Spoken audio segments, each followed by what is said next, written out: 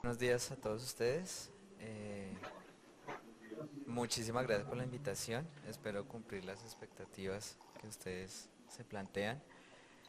Y mi presentación tiene tres componentes. El primero es como una revisión sobre experiencias internacionales.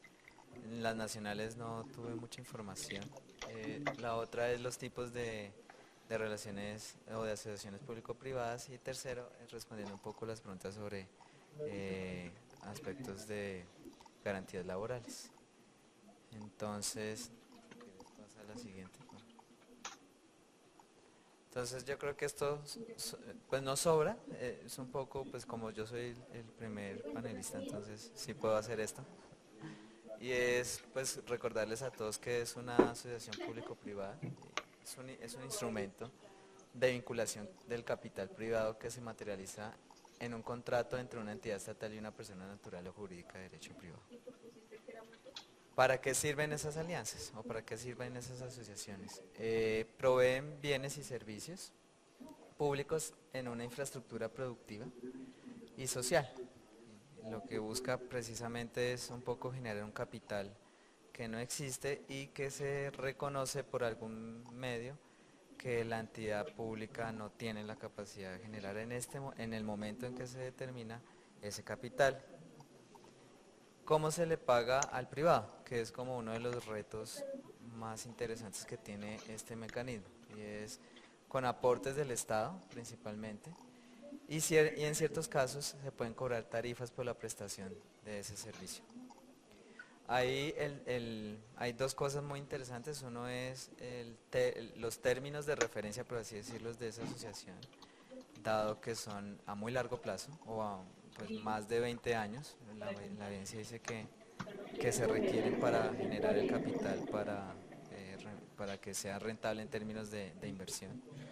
Y lo segundo, que también es bastante interesante, es qué hacer después de que se acabe la alianza, la asociación. O sea, cómo hace el público para poder contener o recibir toda la infraestructura y o los servicios que estaba prestando el privado con instalaciones públicas o con recursos públicos.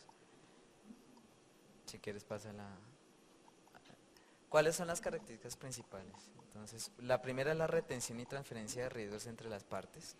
Aquí, dependiendo de la alianza o de la asociación, uno habla de riesgos financieros y de riesgos prestacionales. ¿Sí? ¿Y cómo hace en esa negociación para poder determinar riesgos compartidos? El segundo es el mecanismo de pago y aportes relacionados con la disponibilidad y el nivel de servicio, infraestructura o servicio. Ahí lo voy a explicar después como unas reflexiones acerca de que sí es muy importante evaluar el contexto de la prestación.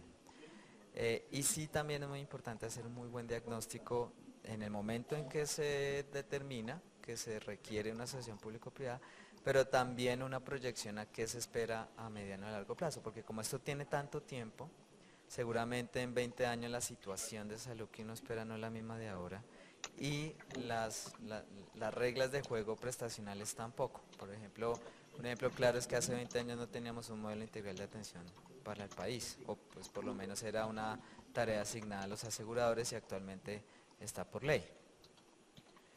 ¿De qué actividades se encargan? Eso sí, la respuesta como siempre es depende, y depende del alcance que yo quiera de esa asociación.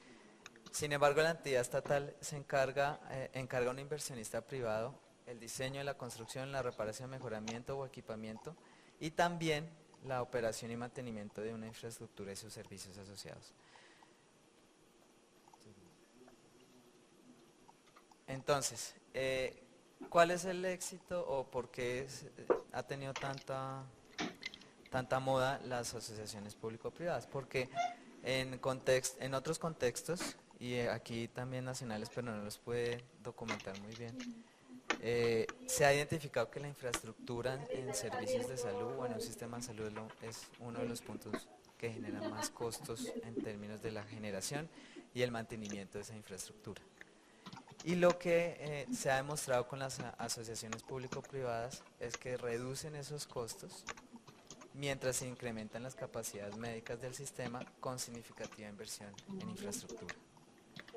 Eso suena muy bien, ¿cierto? Eso suena como, bueno, pues esto es lo que necesitábamos. Sin embargo, hay unas condiciones o unos requisitos que se requieren para que esto se dé de esta manera tan armónica. ¿Cuáles son las características? Precisamente que uno en una asociación público-privada adquiere la experiencia del privado. Y esa experiencia y habilidades en términos de contratación, en términos de negociación, en términos de capacidad de entrega de infraestructura, de cumplimiento de tiempos, en teoría de control, por así decirlo, de la corrupción, en teoría mejora la calidad de la atención de los servicios prestados, sin que eso sea una regla. También mejora la relación calidad-precio comparando a las formas tradicionales de prestación de servicios que no transfieren eficientemente los riesgos al sector privado. ¿Eso a qué se va? ¿A qué viene? Y es que en un sistema de aseguramiento, en teoría, los riesgos financieros y prestacionales, en teoría, son compartidos entre el asegurador y el prestador. Y si ustedes leen, por ejemplo, la ley estatutaria no tiene eso muy bien, pero la ley sí en sí, y ellos establecen que esos riesgos deberían ser compartidos en el momento de la negociación de un Ahora dígalo sin contrato llorar. para medicamentos, para procedimientos, para dispositivos, para lo que se requiere en términos de insumos de la prestación. ¿Qué ha pasado? Ha pasado un poco que, como dice Alejandro Gaviria, Sandra, ahora los repítalo actores pero tienen sin llorar. intereses completamente diferentes y tienen agendas diferentes. Entonces el asegurador tiene una agenda y el prestador tiene otra. Y esos riesgos compartidos nunca han llegado a feliz término. Muy pocos escenarios y muy pocos casos se han identificado con que realmente se ha hecho ese riesgo compartido. También un poco asociado a la fragmentación de la prestación que existe en el país y también un poco de la falta de vigilancia, pues, aunque eso ha mejorado un montón en los últimos 5 años frente a esas relaciones prestador-asegurador. También el año pasado y este año salió un decreto muy interesante donde se establecen las nuevas reglas de juego entre aseguradores y prestadores. Y ahí es importante porque si recordamos por ley, esa relación es privada, esa relación no es pública.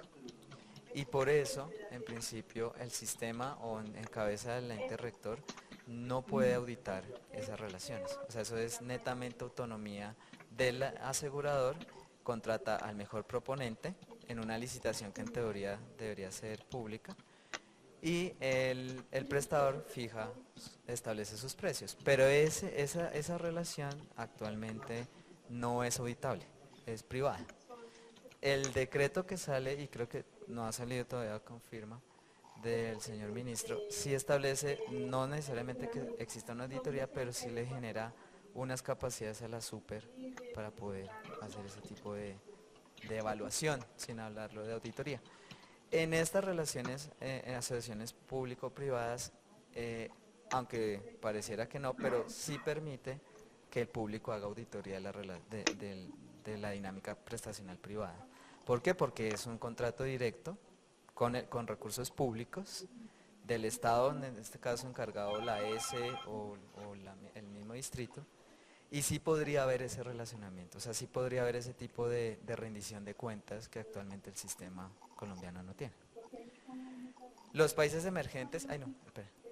Los países emergentes esperan un incremento en salud pasando del 5.4% del Producto Interno Bruto en el 2010 al 6.2% en el 2020. ¿Por qué traigo a colación eso? En teoría, todos los países deberían tener una política de incremento de la inversión en salud basado en Producto Interno Bruto. Estos 4 países que son China, India, Brasil y México, los que están ahí, son países que por ley han establecido un incremento anual. Si Colombia no lo tiene, o sea, Colombia no tiene ese incremento porcentual anual programado, por así decirlo. ¿A qué va el punto? A que estos países, y van a ver, son los que sí han tenido éxito en este tipo de asociaciones y han encarecido un poco la relación asegurador-prestador con las asociaciones público-privadas. Entonces esto punto final aquí es, claramente si yo pienso en una asociación público-privada es porque pienso invertir a largo plazo en eso. O sea, no es una inversión como lo que se hizo en un momento, por ejemplo, en guías, y me salgo un poco de contexto, que fue una inversión importantísima en un año y se dejó que fluyera inherentemente a las dinámicas de la prestación. Y esto es un llamado de atención a que sí, claro, las asociaciones público-privadas requieren una inversión inicial muy fuerte, pero también requiere inversión a corto, a mediano y a largo plazo. Así mismo que un seguimiento para ajustar las tuercas. Hay dos tipos de asociaciones público-privadas, yo creo que ustedes ya las conocen. Uno es focalizado solo en infraestructura y la otra infraestructura y a servicios de atención de prestación. El primero, a infraestructura, es el más utilizado, es el que más ha generado procesos de implementación exitosos en países de altos ingresos como Reino Unido, Australia, Italia y Canadá. Ahí, para que entiendan un poco la dinámica, el sector público hace una contratación a un privado y el privado automáticamente con ese recurso maneja un patrimonio autónomo. eh, y ahí genera unas inversiones en este punto de infraestructura, o de generación o de modernización de infraestructura ya existente. Eh, Contrata a sus acreedores, contrata el proceso de construcción, o sea, la mano de obra y demás, y genera los espacios de servicios. No llegan hasta prestar los servicios per se.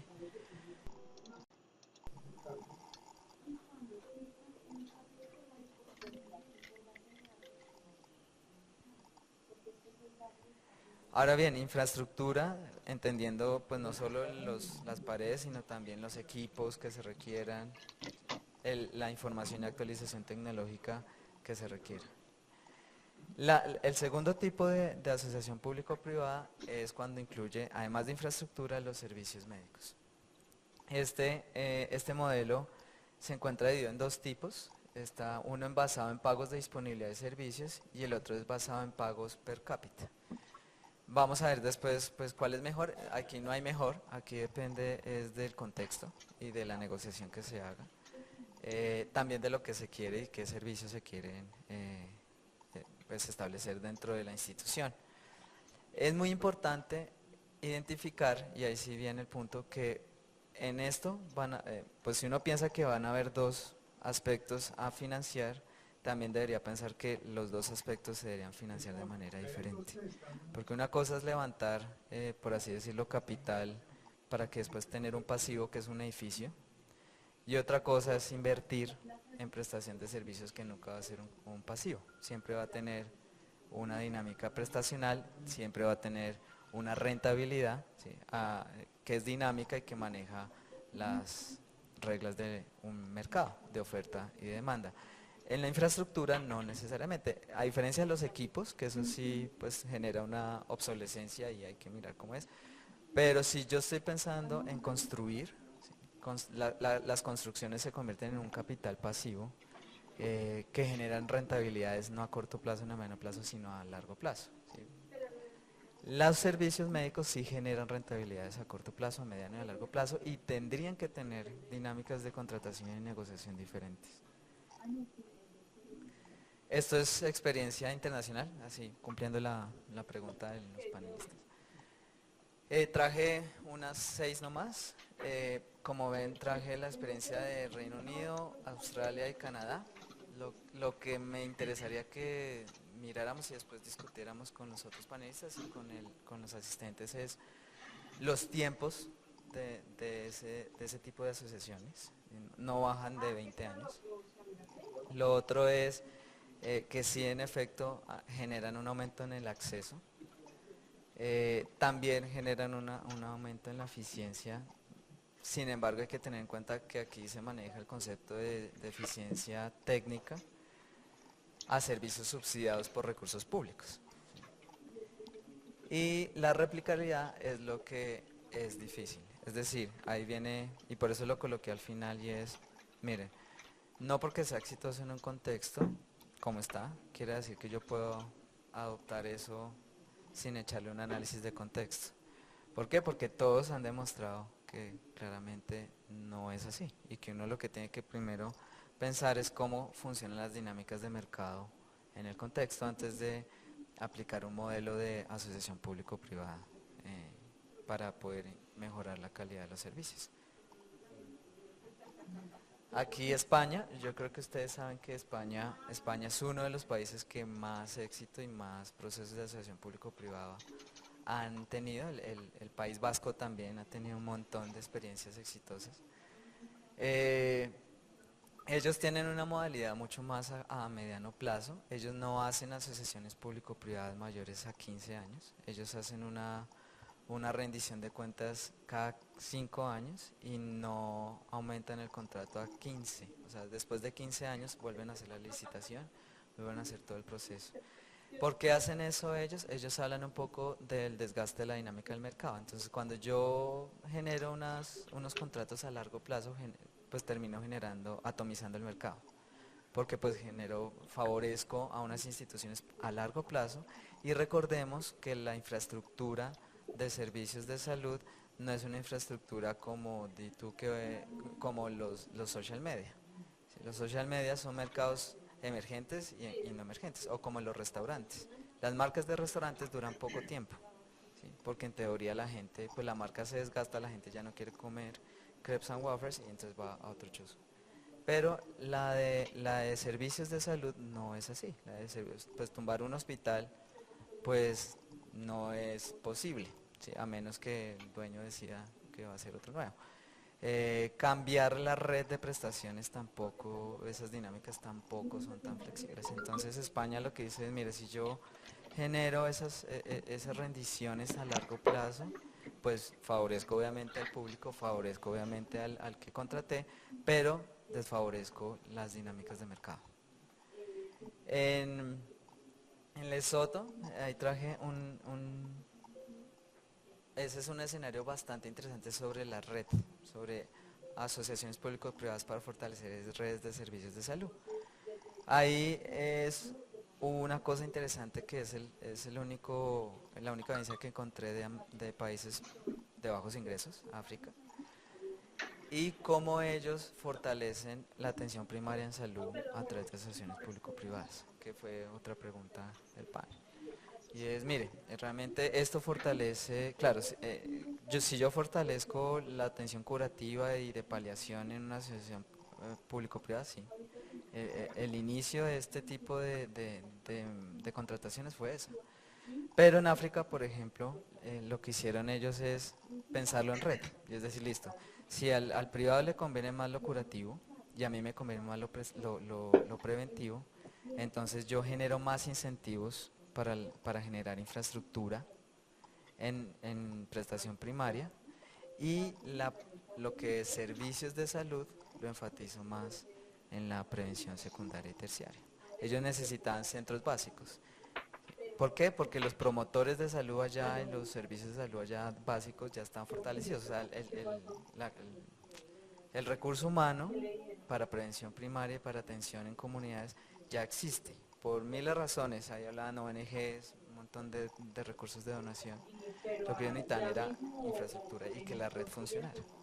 Entonces lo que hicieron ellos fue detectar cuál era el interés del privado y negociaron a partir de incentivos para que ellos generaran la capacidad en el primer nivel de atención. En Australia, bueno, yo creo que ustedes ya han escuchado que nosotros también estamos empezando a trabajar sobre el valor de las tecnologías y precio basado en valor, cobertura basada en valor. Ellos es un buen ejemplo de negociación de precios basada en valor para poder generar este tipo de asociaciones público-privadas. Entonces, los secretos del éxito de estas asociaciones público-privadas. La transparencia en la licitación es lo primero. La evidencia va hacia eso. ¿Por qué? Porque garantiza la competencia. En el primer año de ejecución yo le doy el capital. Y eso es lo que más o menos debería buscar la entidad estatal que piensa contratar privado, y es evaluar financieramente a esa institución. Y reconocer las reales necesidades en infraestructura y servicios de salud, que eso es básico. Es decir, construir hospitales actualmente en el mundo no es rentable, no lo es. Capacitar o fortalecer servicios de salud, pues sí, hay unos que sí, hay otros que no. Y eso es muy importante porque después tener hospitales obsoletos o en los cuales no garantiza la cobertura que yo quisiera es un problema. ¿Sí? Es un problema a mediano plazo, es un problema a largo plazo, es un problema de red que se debe prevenir. Realizar un adecuado presupuesto de análisis de contexto, creo que ya lo he dicho durante toda la presentación.